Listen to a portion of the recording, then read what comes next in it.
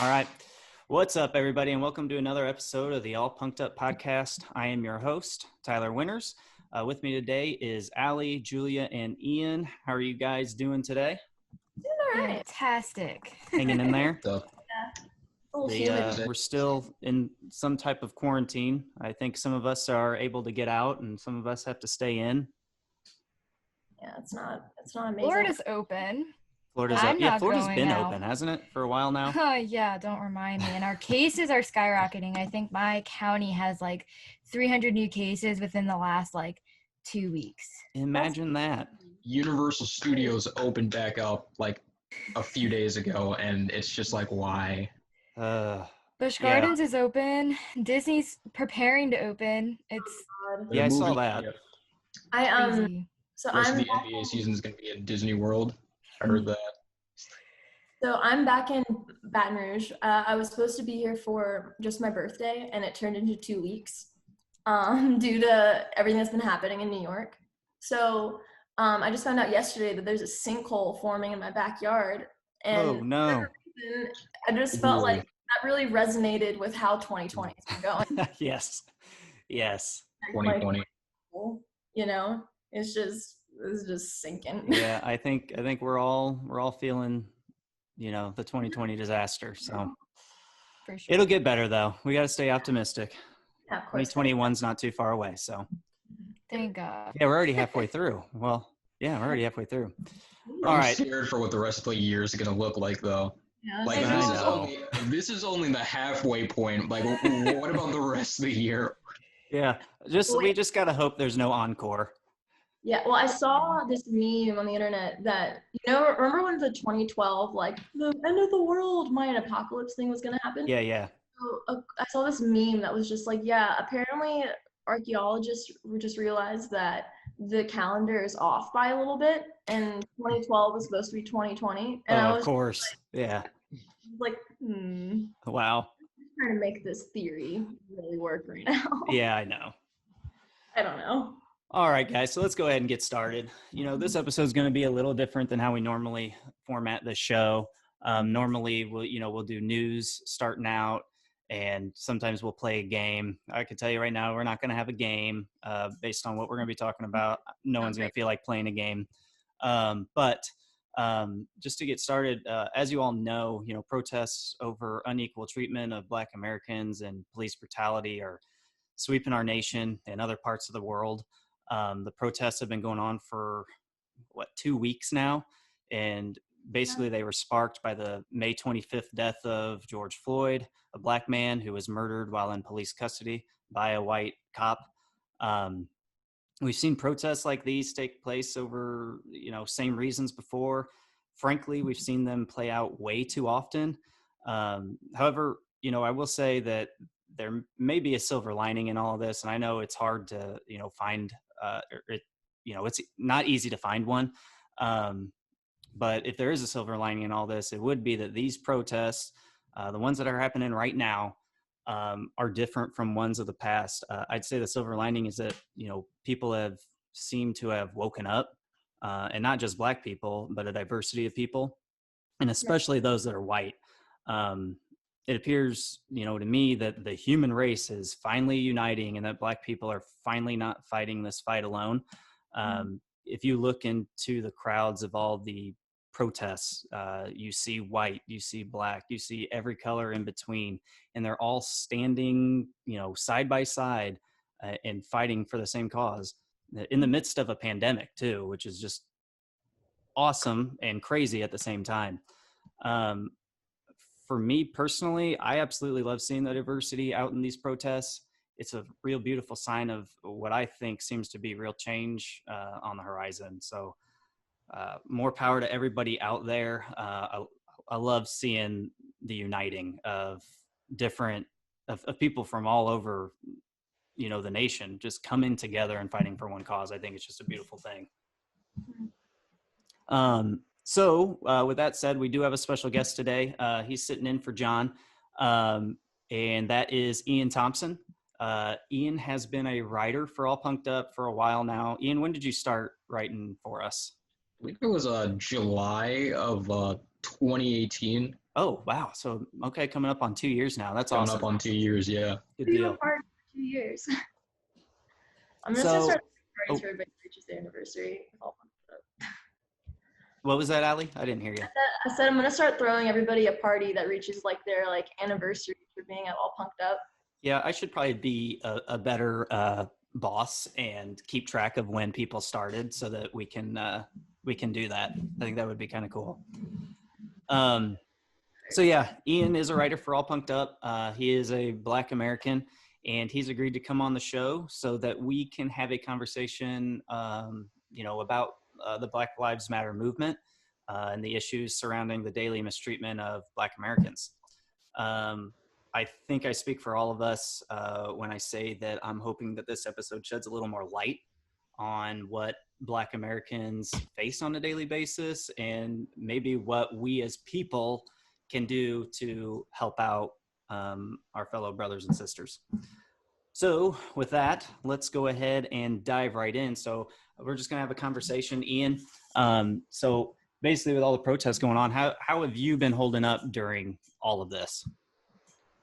I've been, I want to say, I've been getting by, I've been doing all right.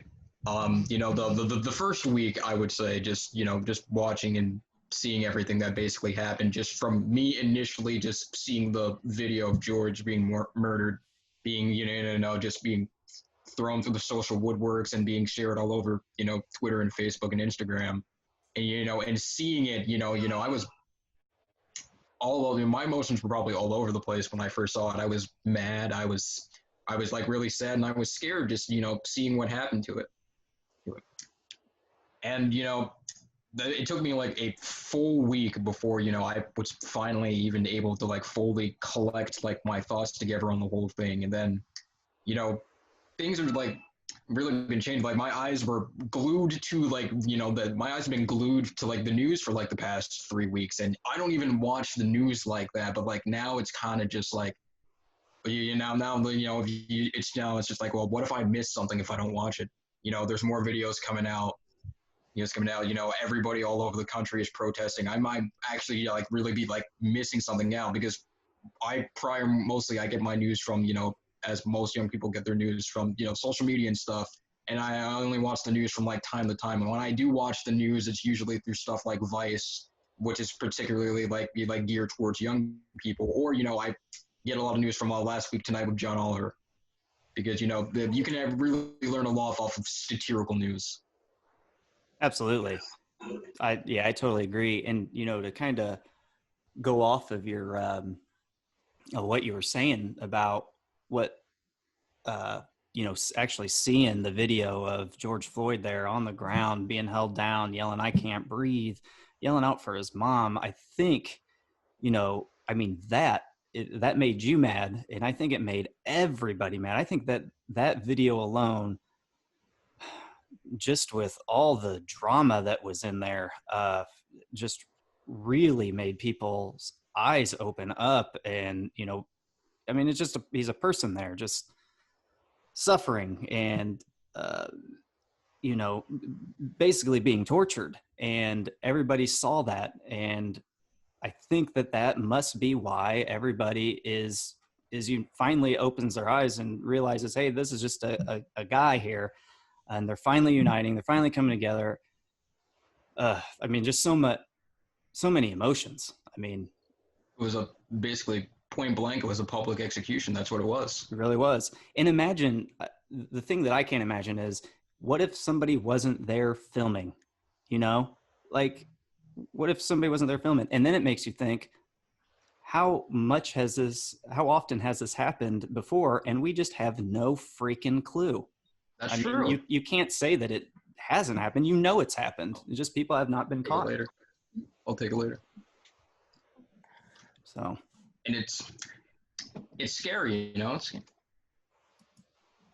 because and that's the thing. I think you brought up a good point there with because this does still happen all the time. And now the only difference is now everybody has a camera in their pocket, which is a good thing because now these things can be like recorded and now these things can be pushed towards the public. where's the public? So now everyone can see them. Like take the Rodney King case for an example. You know, that happened in the early 90s. You know, somebody just happened to get out their video camera and recorded it while he was being beaten by the cops. If that person didn't have that video camera at that time, and once again, it's the early 90s, you know, cell phones still pretty much aren't a thing. Smartphones don't even exist. You know, the only cameras that like somebody could have is, you know, a personal camera. And you know, he just so happened to go out there and, you know, film basically him being brutally beaten. Imagine if that didn't happen. You know, no one would know his name, and this basically no one would know about the case. No one would know his name, and basically, you know, only really the community would know what would happen just through, you know, just telling each other. Exactly. My thoughts exactly. So Ian, you know,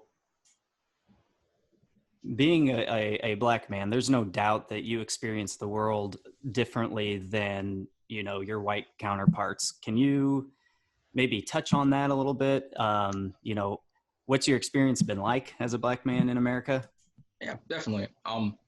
So one thing I do want to say is that for a lot of people who don't seem to understand, the black experience is not a monolithic one. You know, we come in all shapes and sizes, and also, you know, each of our experiences are different. Somebody who grew up in a low income like neighborhood is obviously going to have a very different experience for somebody who grew up in a, you know, a high income neighborhood.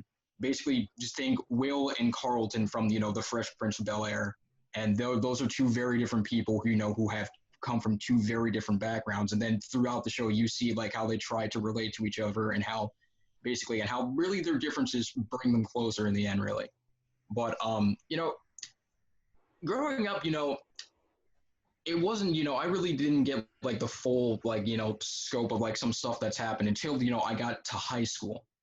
And then I really started learning more about like the world around me, and more about like how my people basically get treated, and basically, you know, becoming more, you know, open to like, you know, to like the world at hand. I remember basically, so when I was around 4 years old, my family, we moved to a town called Hellertown, Pennsylvania. And and basically I've been there basically my entire life.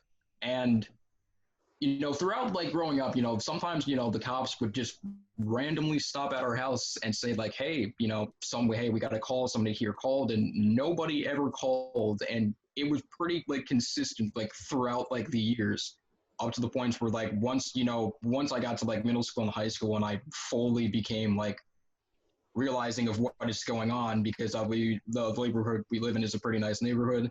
And then at first I never understood why, but then once eventually I got to high school, it's just like, oh, now I see what they're doing it. Oh, there's no way a black family lives here. There's no way. And it's just like, and eventually, you know, when the cops would like eventually come to the door like time and time again, and they would always ask me a whole bunch of stuff, and it's just like, hey, like, where are your parents? Where do they work? Where can I reach them? It's just like, why do I have to? I'm not going to tell you any of that. Right. I'm just a kid trying to like enjoy like my summer or whatever during the year that it's happened. And, you know, eventually, you know, I can see like the front door from my room. And eventually, like, I would, like, whenever I hear the doorbell, I could peek, you know, basically from the window of my room, and I could see them there, and I'm like, all right, I'm not going to answer. Because now, like, at that point, like, once I realized what they're doing, it's just more like, oh, I know why they're here, basically. So they're no doubt harassing you. And I didn't realize that. Always wondered, hey, I wonder why the cops show up. And it wasn't, like, super consistent. It happened, like, every now and again. But even still, once I became like more, you know, once I learned more and I realized I'm like, hey, I now know what they're doing. It's just like, okay, well, I'm not going to answer the door. I'm like, So you no doubt were being harassed then. Have you had any other harassment issues from police growing up until now? I want to say the biggest incidents, or I guess incidents, not generally like big incidents. Those really didn't happen until I want to say around like my freshman year of college, and even still, like you know, I had a very big like turning point senior year, because some of the stuff that, you know, I've dealt with, or I know I've also known plenty of people who've also dealt with other stuff. a lot of it isn't always just the police. Sometimes it's usually just normal people. It's either, normal people or other sort of like authority sort of like figures. But most of like my cases of like, I guess, towards like of harassment really didn't happen more towards my freshman year of college. One particular like incident happened when I went to go see a movie with my friends. It was April of 2018. This was like maybe a few months before I joined the site on, and my friends and I went to go see Avengers: Infinity War.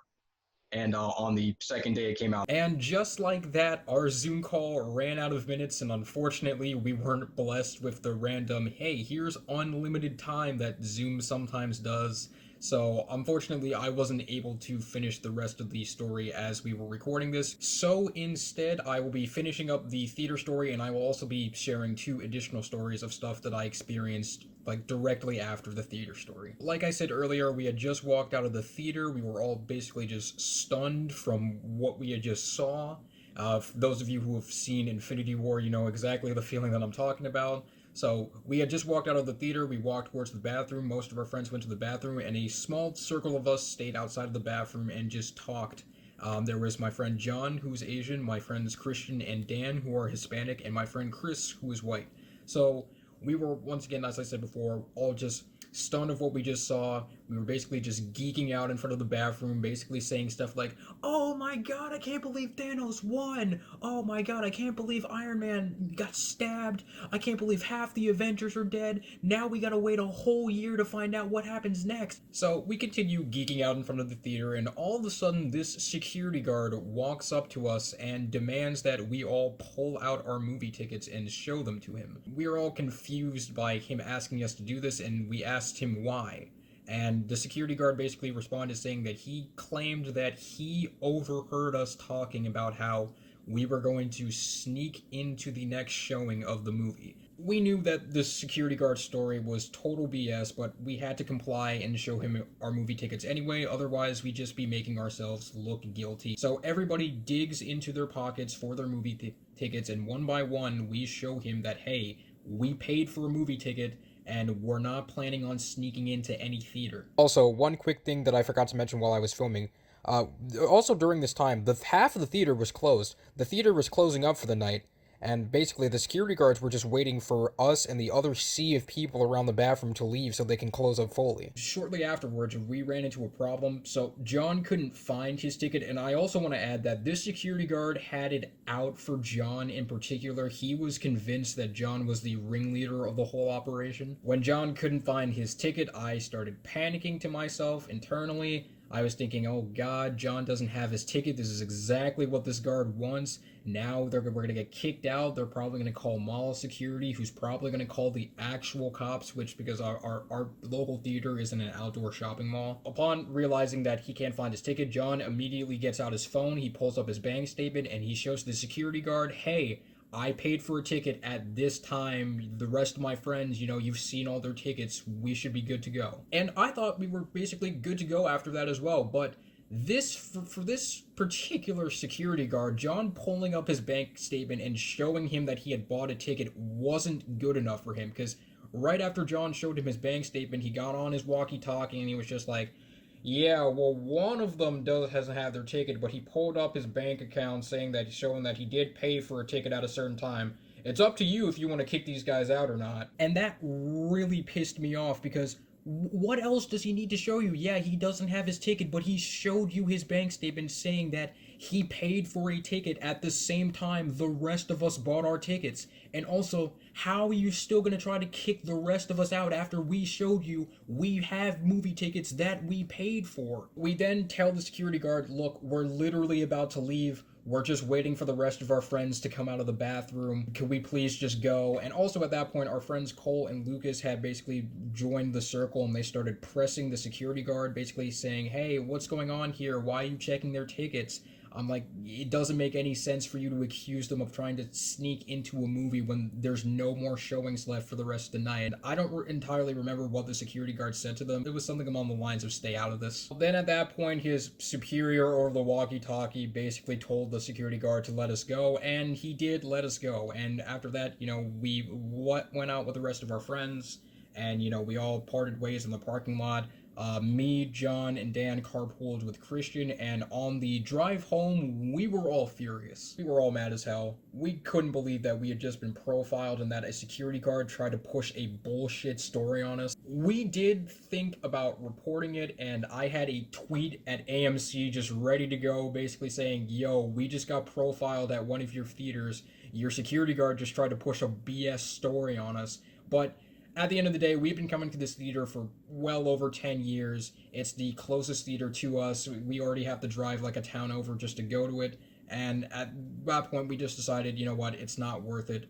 And we just decided to drop it right there in the car. But we did, make like a commitment saying that, hey, if this ever happens again, we will absolutely report it. And I'm happy to say that it hasn't happened again. But that incident has definitely had an underlying effect on me. I started collecting movie tickets after that incident had happened. Even still to this day, I never leave a movie theater without making sure I have my ticket, just so nobody can ever accuse me of that bullshit again. So this next story I'm about to tell happened about a month later. I was taking a summer class called Portable Video Techniques that I needed for my major, and in this class it teaches you how to use a Panasonic 4K camcorder. I was with my friend Miguel, who's Hispanic, and my friend Jeremiah, who's Afro-Latino, and we set out to the Steel Stacks parking lot to try to get some camera shots for our first project. And what our first project was just taking 20 different camera shots with the camera. For those of you who are wondering what Steel Stacks is what's left of Bethlehem Steel. Now, most of it has been converted into the Wind Creek Casino, but the parts of the steel plant that cannot be removed, which is, the huge steel stacks, that is now a public art district, and we set out over there to go shoot our project. While we were shooting our project, just trying to figuring out how we're going to get our shots, a police car rolls up, and this police officer watches us for about 10 to 15 minutes just doing our shots. And we did acknowledge that he was there, but, we didn't want any trouble, so we never walked up to him and be like, hey, why are you watching us? Because we were more concerned with getting our project done. Eventually, he did drive over, and he did ask us what we were doing, and we explained, hey, we're just shooting some shots for our project. Here's our student IDs if you need to see it. We go to the community college over there. And the officer was very courteous. He let us go after that, and we resumed shooting our project. It wasn't really until, the next day where the three of us really, collectively were like, yo, that officer just sat there for, 15 minutes and watched just do shots. We brought it up with our professor the next day, and he was just like, why did the cops stop you guys? And we were basically like, we don't know. We're just glad our project's done. And the third and final story that I'm going to share with you today happened a month later. And again, it happened with me and Miguel. Jeremiah wasn't with us this time around, but we were on Arts Walk in Allentown, which is a public art district in the city, and we were shooting Miguel's final project, which was an interview with his friends Matt and Lamont, who run an independent media company in Allentown called Valley House Media. Matt is white and Lamont is black, and we were also joined by Miguel's two other friends who were helping out with the production, and we were joined by Miguel's friend Victor, who is also white, and his friend May Lynn, who is Hispanic, and she was the host for the interview. In the middle of one of our takes, two cop cars pulled to the side of the road by where we were shooting, and Miguel and I immediately knew, just based off of what happened the last time, we immediately knew they were here for us. We didn't know why, but we knew that they were there for us. These weren't like your typical police cars. These were like two mini SUV cop cars that pulled to the side of the road. So, the officers get out and they walk towards where we're shooting, and Matt decides to go take one for the team, and he talks to the officers for about 5 minutes. So I'm over here standing with the equipment, just basically thinking to myself, man, oh man, we're about to get arrested. We got lucky the last time, but I don't think we're getting out of it this time. Forget the two white people who are here. You got two black guys, a Hispanic guy, and a Hispanic girl with a bunch of camera equipment. They got enough material to work with here. So Matt stops talking to the officers, and the officers leave, and he walks back over to where our set is, and we're all just wondering what the hell happened. And Matt explains to everybody that somebody called the cops on us. So we were shooting near an apartment building, and somebody said we were being too loud, which wasn't true at all. We were trying to conduct an interview. We were having fun, shooting and everything, but, at the same time, we weren't being super, super loud. Also, we're in Center City, Allentown. There's cars all around. There's restaurants all around. There are a whole bunch of people walking while we were shooting. And it's just like, how are we being louder than the rest of the city? At the end of the day, we got the shoot done, and the interview actually came out pretty good. And and Miguel presented it the next day to our professor as his final project. And right before he played the project, he also added in, we got stopped by the cops again. And our professor, he was just like, how come you guys keep getting stopped by the police? And it's just, and we also added this time in that, oh, somebody called the police on us this time around. And while Miguel showed the project, our professor immediately recognized where we were shooting because it's Arts Walk in Allentown. And he added that, yo, I was just there a couple of days ago and nobody stopped me. And I should also mention that our professor is white. But it was funny because then our professor went into like a small little rant about racism. And basically what he thought had happened is some white people in the apartment saw us shooting the project, they got scared and they called the cops, and that's very likely what happened. But yeah, getting stopped by the police twice. And that's a bit of an in-depth look at some of the times I've been profiled, and as you can tell, yeah, it's not fun. There's a lot of things that we need to change about this country, and we go a little bit into that in our next couple of questions in the podcast. So thank you guys for listening to me, and enjoy the rest of the show. All right. So and this question will go for everybody, but have any of you been out to the protests yet? If you have, what are they like? Unfortunately, no. Mostly I have peaceful? not yet. Unfortunately, no, because we had a tropical storm. Yeah, so. To my knowledge, I don't know if there's going to be any more events in Baton Rouge here. If there are, I would very much like to go. I felt a little, like when I first got here and all the protests were happening in New York, I felt like I had like a really weird like existential like crisis, like career existential crisis, because a lot of my friends are journalists that work in work for publications and were filming and taking photos and reporting, and they were doing their duty as journalists to show what is actually happening out on the streets with the police using like rubber pellets and tear gas and all that stuff. And I was just like, shit, like I feel powerless here. Like I'm glad that I'm home because I came home to celebrate, my birthday, which like to me, like turning 26 was like a huge deal for me due to, personal reasons. But, I just kept on thinking like all I can do is sit on a couch. Like, what can I do? I know I can't go to the protest here because I can't drive in Baton Rouge because of like an accident I got into before I moved to New York. And I was just like, I don't know like what I can do here because I know I can't go to the protest. I can't fly back to New York right now. Like, what can I do? And so I started doing a lot of research. I was just like, there has to be a way where I can contribute to the cause and educate myself and potentially help other people find resources to educate themselves too. And so I just started doing a lot of Googling, signed a lot of petitions. Like, I'm not exactly like flowing with cash right now. So I was just like, how can I help if I know I don't have the means to donate and I know I can't go to protest right now? Yeah, like, I mean, that's a good point.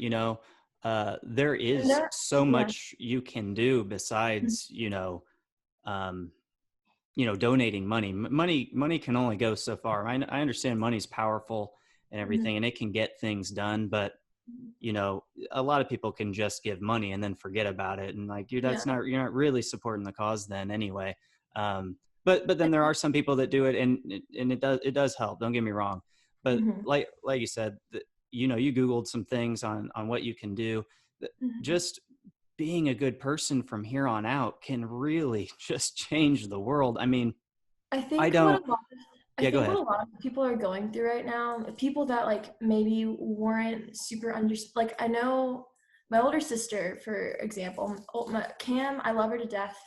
And when she saw what, happened to George and, how people have been reacting, Cam, shout out to Cam, prior to this, I feel like Cam was more like kept to herself when it came to politics. And I think, that's just like that's a thing that I've dealt with as well. Like I've never really been like super vocal about my views outside of and opinions outside of music, because I was just like, I feel like I don't have the words to properly express myself, and don't know how to like properly, say how I feel, because that's not how I express myself in everyday life, so it's just like, I think what she told me something that was just like very moving. She was just like, I want to be able to tell my kids that I did something that they can be proud of. Like, I want to be able to tell my kids, like, this is how you treat other people, this is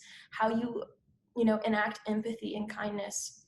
And I think a lot of people who maybe were on the opposite end of this thinking, and more pro like the all lives matter movement, which it doesn't make logical sense, but I will respect your opinion. But again, whatever. I think that a lot of people are just like, well, shit, I thought this before, and I feel like I'll be a hypocrite if I just change sides now.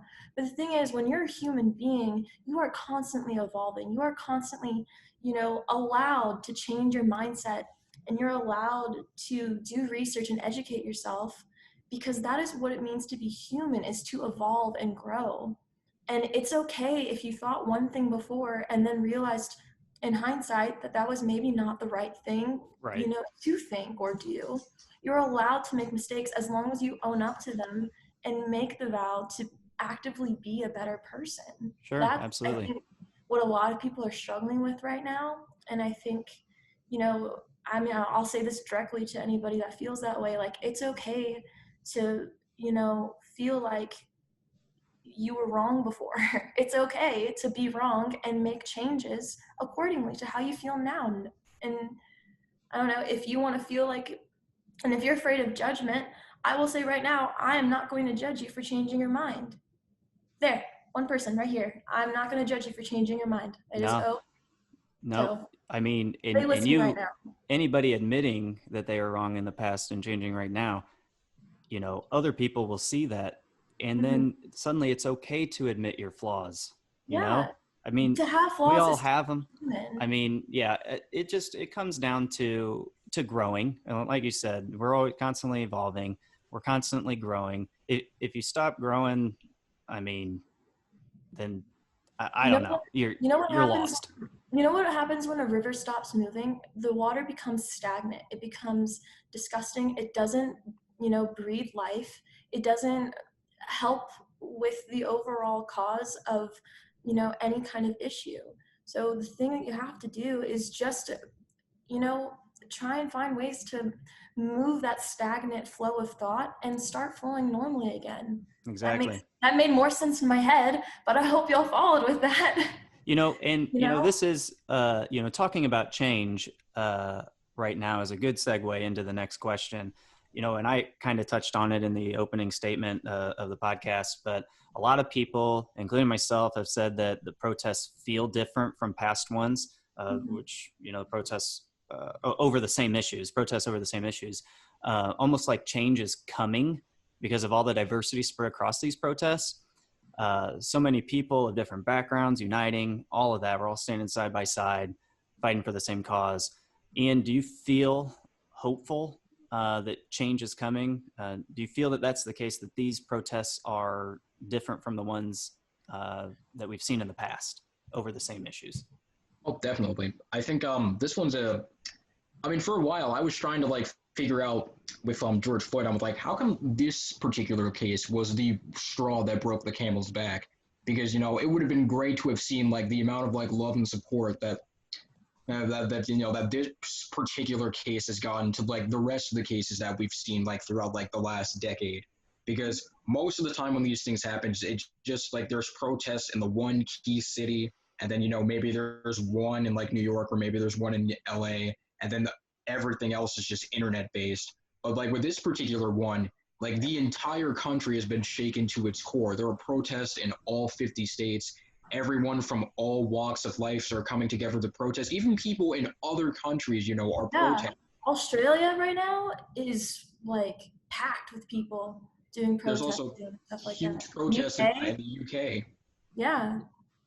Which shout out to anybody, and I think that just speaks to how much this is a global issue, you know? Like, I know that, you know, the last decade in my memory has been, you know, very rampant with people trying to really shine light on this in the US.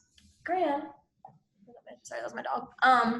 All good. But I think that, you know, I feel like there's a sense of solidarity when you realize that this is an issue from across the globe. This has been a thing that's been happening for centuries, you know, and I think that the fact that the entire world is honestly, you know, coming to rise against rise against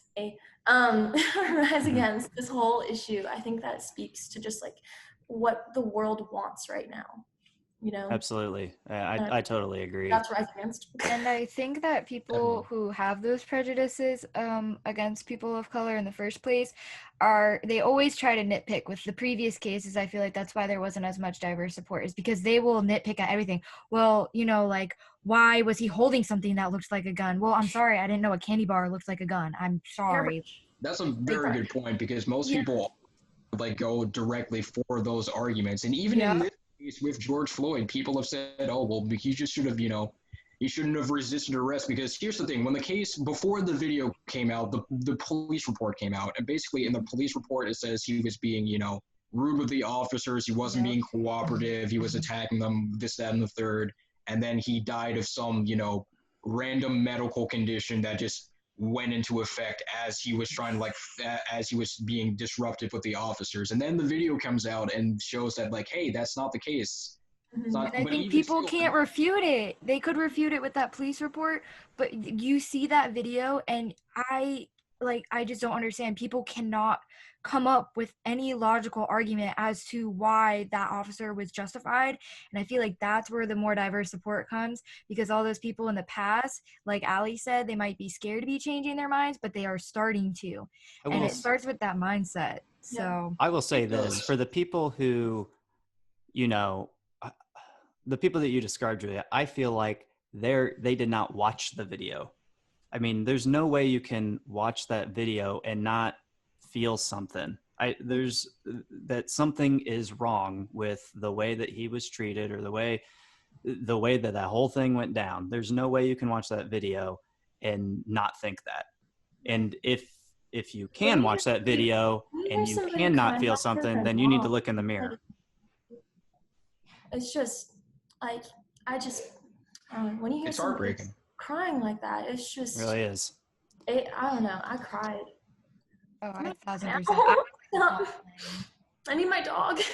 Where's Graham? And I think even I have some friends and family members who have prejudices that I've gone head to head with since the day I could form words about that stuff. Yeah. And even finally, like, they can't nitpick. They have nothing to say. They were like, yeah, that was straight up wrong. That was murder.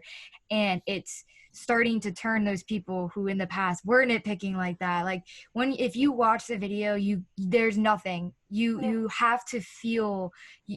I just can't describe it, but there's a feeling that you get. And if you don't get that feeling, then, like Tyler said, like, you're just not human. Like, go look at yourself in the mirror. Like I said before, running through a whole bunch of emotions. I think, and that's what I eventually realized what was so different about, you know, and about George's case. Because beforehand, like I said before, I was trying to figure out, like, like, all the other cases over the past decade that has been on video, that has at least been on video, or there's at least enough photographic or like audio evidence to prove that, you know, the police have murdered somebody, and where's all the support? With the case of George Floyd, you know, there's this 8-minute long video, you know, the officer is on his neck for a whole 8 minutes, even when he's screaming, I can't breathe, he's calling out for his mom. And then even after, you know, he falls unconscious, the officer is still on his neck for like another like 4 or 5 minutes and doesn't get up until like the stretcher is like right next to him.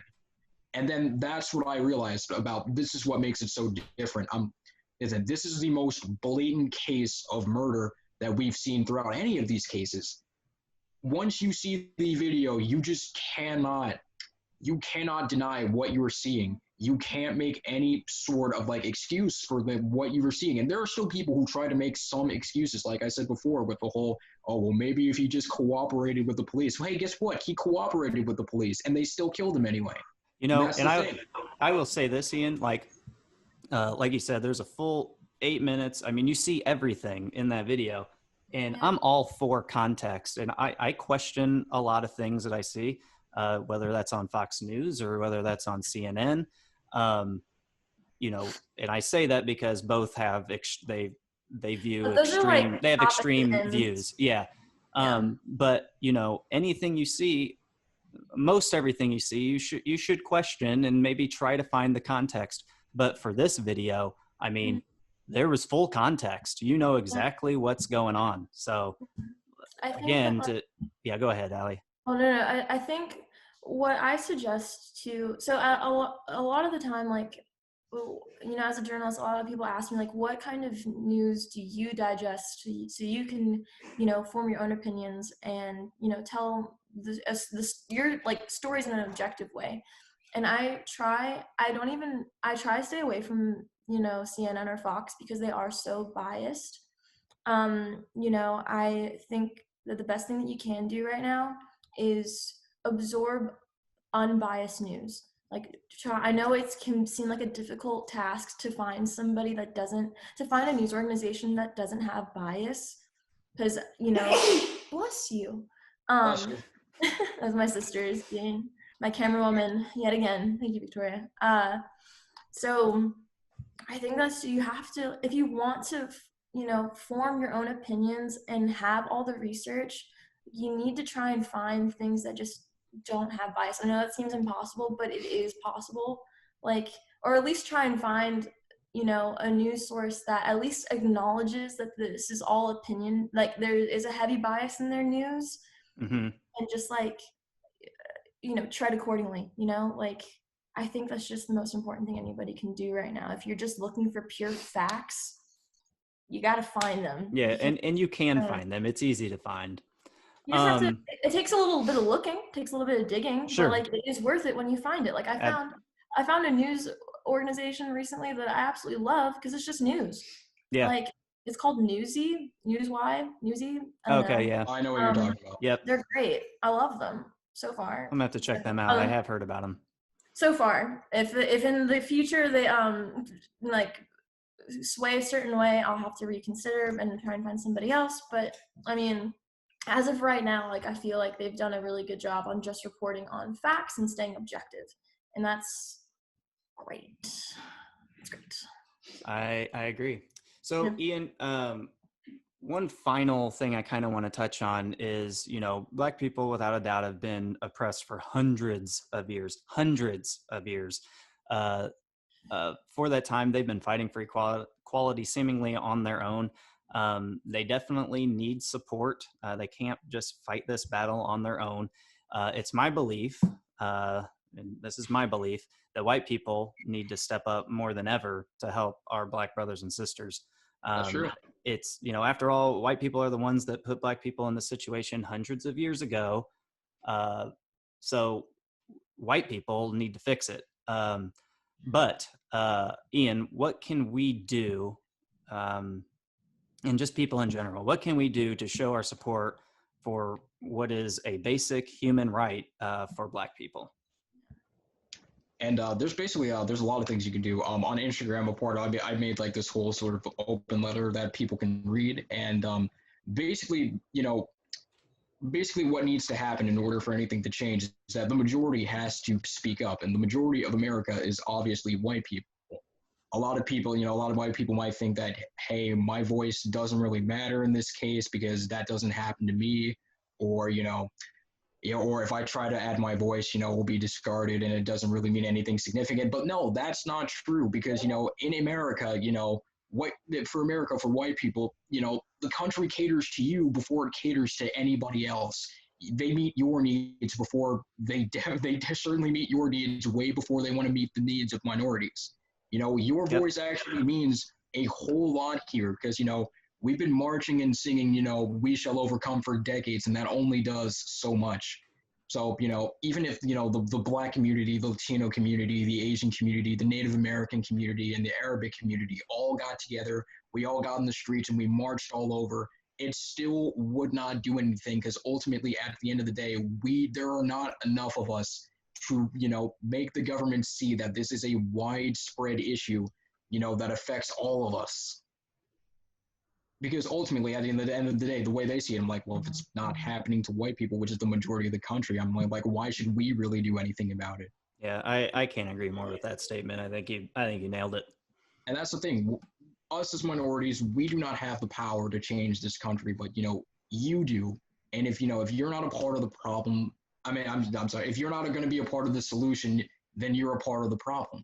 Mm-hmm. And that's the whole thing. And there's a lot of things that you can do. You should take this time to check up on your Black friends. Don't ask them about, what's going on, because chances are the answer to that already. Ask them, how they're doing. Let them know that you stand with them and you're going to stand with them through this entire thing. If, you should listen to them, educate yourselves and the people around you. And, continue the peaceful protesting. The protests are doing something. Things are changing. If there's one thing that both this pandemic and the entire protest surrounding George Floyd have really shown me and should have shown the entire world, is that things cannot go back to normal, once this whole thing is over. There's just no way. Create the new normal, essentially.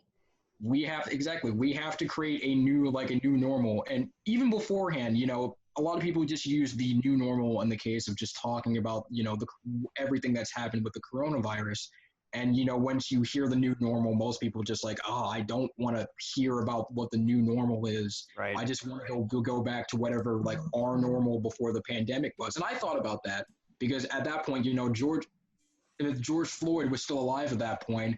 And, all everything that's going on to the world with the coronavirus, the economy crashing, social distancing, all that, and how that could potentially expand for who knows how long until a vaccine is available. But then, then after, George was murdered, that brings an entirely new different context to the whole new normal, because we have to create a new normal. We need to create an America that works for everyone and not just one group of people.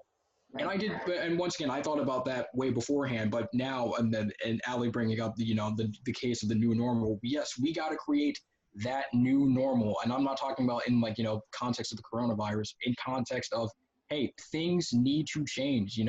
We need to vote in politicians who actually care. One thing everyone needs to remember, politicians work for us. We don't work for them. Right. And I think that's one thing that's kind of been lost, because now it kind of seems like politicians are more serving themselves before they serve the need of the people they're supposed to voted them into office in the first place. Yeah, the point Absolutely. of political office is to serve, to make your community better. That is the point. And I think a lot of this goes to mindset, and it starts with you as an individual and what your mindset is and the mindset you pass down to your kids. That's what shapes your local community culture, and in a world where we're so connected with the internet and everything, that's what shapes our nationwide and our global culture. So I think that people should be taking this time too to reflect and what was I taught? What did I keep from my parents? What did I, stray away from with my parents? And what do I think my kids need to know to fit into a culture that accepts everybody?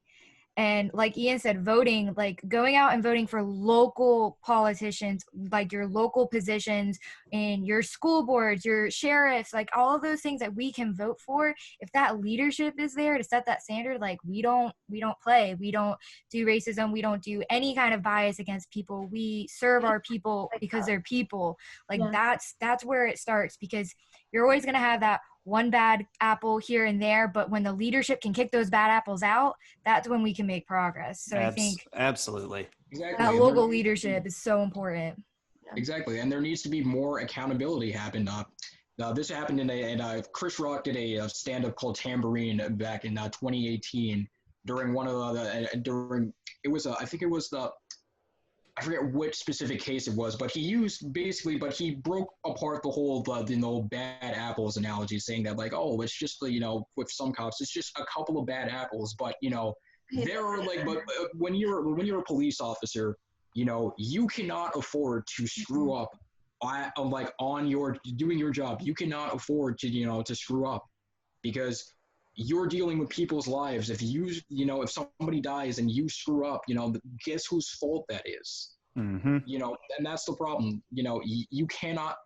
Every cop has to be good at their job. They can't afford to screw up. And he compared it to like airplane pilots, because hey, like you need a pilot who knows how to land a plane. Land.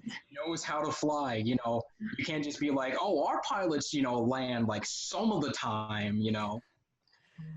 Oh god. Yeah, It's those people that are a mess. graduating, those people from police academies, from any, public service academy, and the leadership that hires those people. And when they make violations, instead of getting rid of them, they just transfer them, or they make an exception, or they just, make a little write-up and it gets forgotten. Like that's what the problem is. Like the second you find a bad apple, that bad apple's rotten, it needs to go. Like it has to. Like there's no room for error. One bad apple spoils the entire bunch.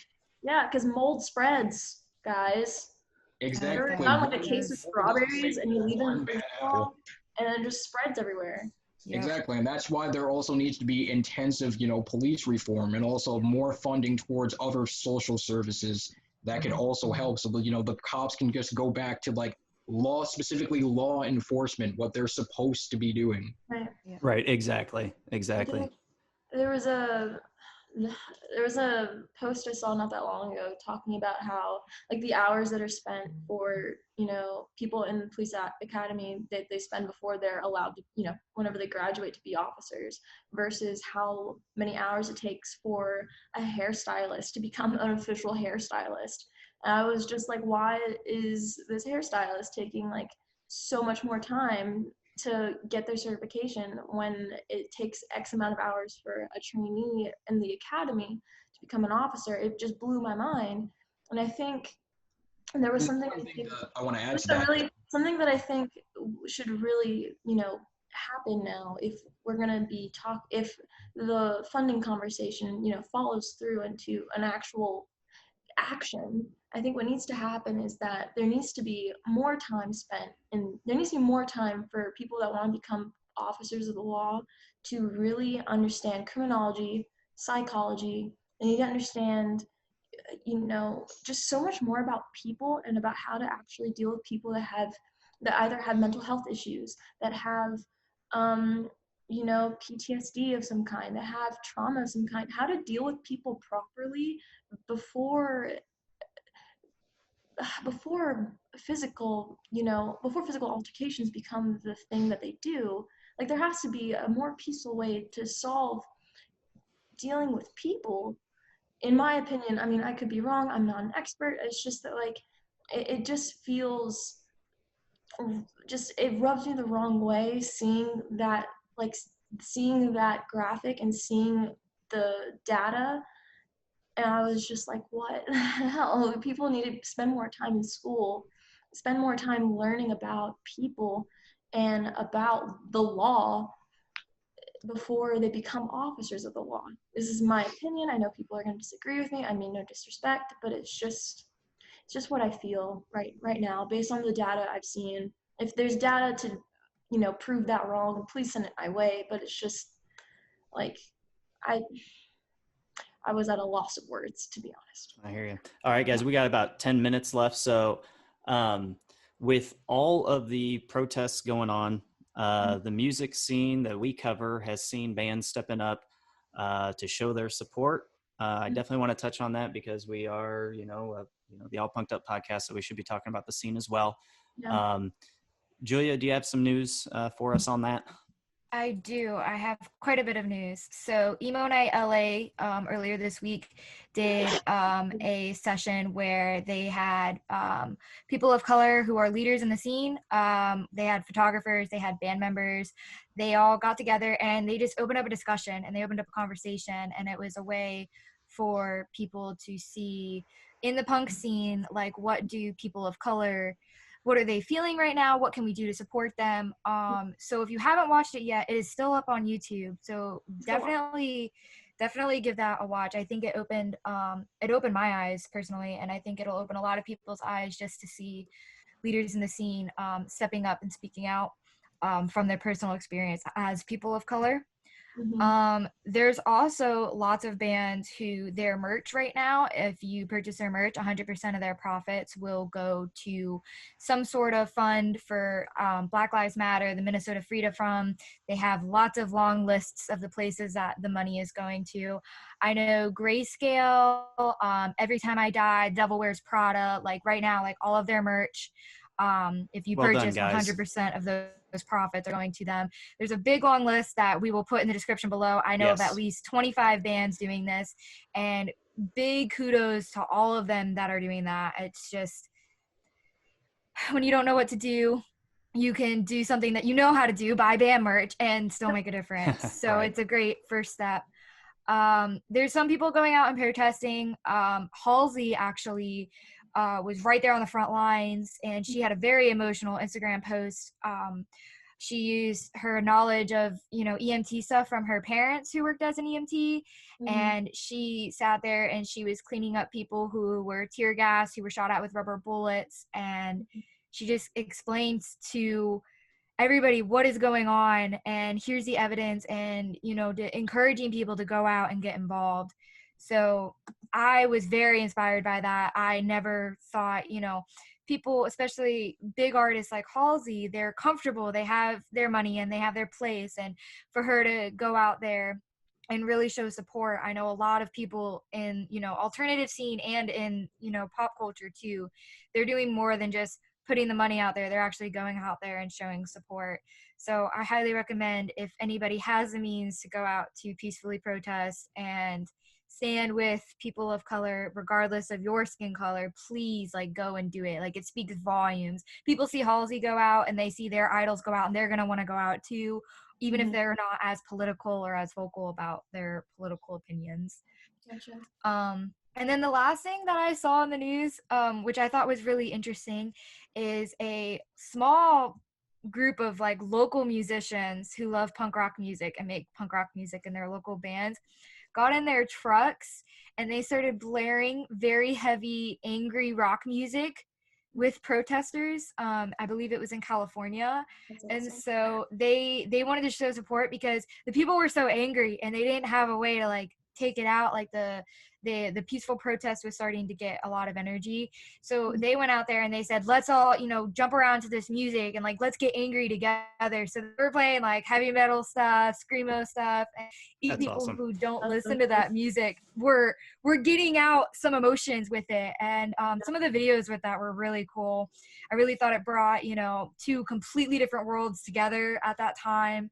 And it really just solidified that the punk scene is here. We want to support people, regardless of our skin color. We want to support people of color right now that are going through this. And it really warmed my heart to see it. There's a lot of positive things going on in the scene, and people using their place to really help out and speak up. So Yeah, that's what's up. That is a beautiful thing to see. Love it. Yeah, that's really awesome. That's what's up. So guys, I think that'll do it. Ian, I want to thank you for coming on. Thank you for, No problem. sharing your wisdom, and being vulnerable, man. Coming on the show and opening up. We really appreciate it. We'll have to definitely do this again. I want to thank everyone for watching. We really do appreciate it so much. We really hope that this episode was helpful. Please join us next time. Remember to subscribe, and follow this channel. We're also on Spotify and Apple Podcasts, so follow or subscribe there as well. It really helps us know what you like. It really helps us know that you like what we're putting out. So thanks again, and let's all do our best to love one another. Peace.